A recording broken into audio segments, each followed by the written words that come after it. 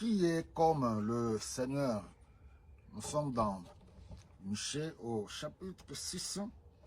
Nous lisons le 6e verset.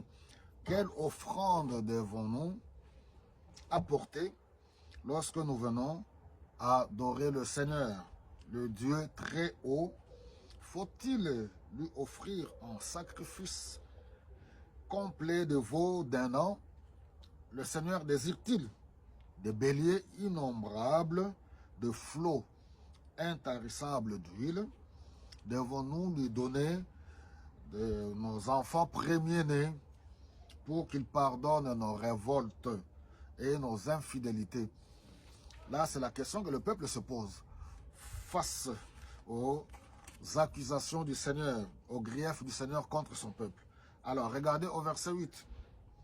On vous a enseigné la conduite juste que le Seigneur exige des hommes. Il vous demande seulement de respecter les droits des autres, d'aimer agir avec bonté et de suivre avec soin le chemin que lui, votre Dieu, vous indique. Bonjour bien-aimés dans le Seigneur. Comme je vous avais dit, tantôt on est dans le Nouveau Testament ou l'Ancien Testament parlant des prophètes et des prophéties, la relation établie entre Dieu et son peuple dans l'Ancien Testament. Nous voyons que dans la marche du peuple de Dieu, cette relation est comparée à une relation même du mariage de l'homme et de la femme. À chaque fois que son peuple s'est détourné de Dieu pour aller adorer les idoles, ce peuple s'est vautré dans la prostitution où Dieu le traitait d'infidèle. Alors, Michée qui signifie qui est comme le Seigneur. Notre Dieu est saint. Il veut que son peuple marche dans la droiture. Vous savez, le peuple est en train de se justifier là. Que devons-nous encore faire? Nous allons à l'église, nous prions, nous jeûnons. Voilà, nous chantons, nous prêchons, nous prophétisons. Dieu a plus besoin de ce que nous sommes que ce que nous faisons, nos dévotions. Parce que ce que nous sommes, si cela ne lui plaît pas, nos dévotions ne valent absolument rien du tout. Parce que Dieu nous aime, il veut notre bonheur et il veut notre salut. Alors, le tableau qui nous est dressé ici, c'est un tableau noir. Dans le contexte où il y a tellement une grande crise à tous les niveaux. Crise au niveau du leadership politique, leadership religieux, et les politiques et les religieux sont en train de s'enrichir au détriment de la population. Et l'injustice bat son plein. Les droits du peuple ne sont pas du tout reconnus ni respectés. Et voilà, ceux qui se disent religieux, qui se disent hommes de Dieu, donnent de fausses prophéties. Alors, vous allez comprendre qu'il n'y a rien de nouveau sous le soleil. C'est ce que nous sommes en train de vivre aujourd'hui. Nous sommes à une époque où la crise du leadership, c'est-à-dire du corps directeur, c'est-à-dire le corps qui dirige. Parlant du leadership, c'est les leaders, les conducteurs, les éclaireurs, ceux qui sont appelés à être les bienfaiteurs du peuple. C'est des gens qui s'enrichissent eux-mêmes. Ils promulguent des lois pour leurs propres intérêts. Ils ignorent le droit du petit peuple. Et même au niveau de l'Église, si je veux parler maintenant au niveau de l'Église, c'est la même chose.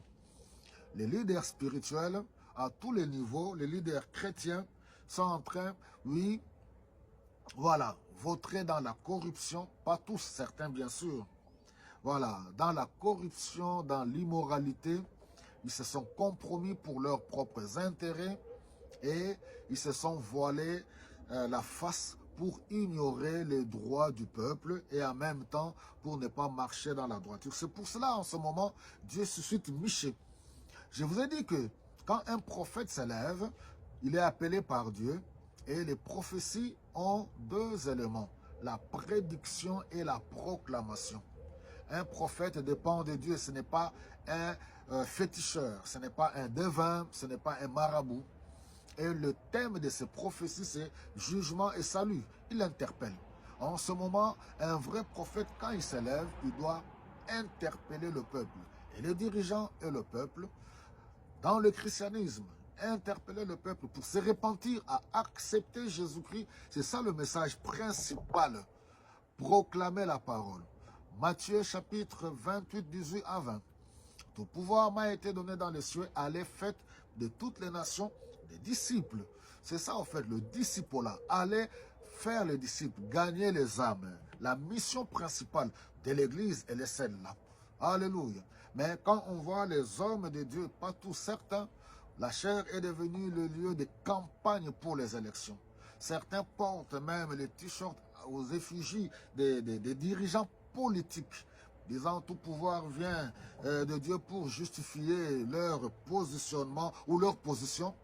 Notre mission principale, c'est de prêcher la bonne nouvelle.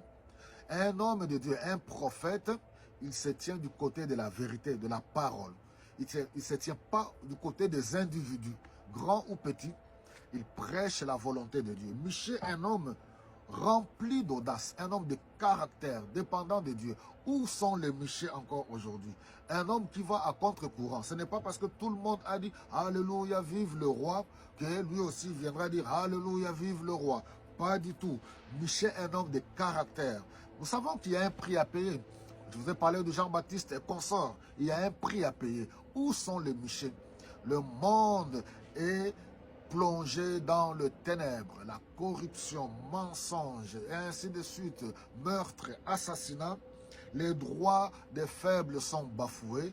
C'est en ce moment-là, quand quelqu'un s'élève pour dire que je parle de la part de Dieu, il ne vient pas pour caresser dans le sang du poil. Il vient annoncer le message que Dieu lui a donné. Le jugement de Dieu, la repentance. Parce que et les politiques, et les religieux, et l'église, tout ce que vous voulez, sont tous plongés dans le faux, sont tous plongés dans la fausseté, sont tous plongés dans la corruption, dans le mal, en écrasant le petit peuple. Voilà, mes bien-aimés, c'est pour cela, au verset 8, on nous dit, c'est que Dieu demande de toi. Ce n'est pas du fait que non, je chante, je danse. Dans certains pays, prier Dieu, un pays des danseurs. Christ n'est pas allé à la croix pour faire de nous des danseurs. Danser, chanter, matin, midi et soir. Je ne suis pas contre la louange, je ne suis pas contre les danses. Mais Dieu veut que nous puissions pratiquer la justice. C'est ce qu'il dit au verset 8. Marcher dans la droiture. Alléluia. Pratiquer la justice de Dieu. Alléluia.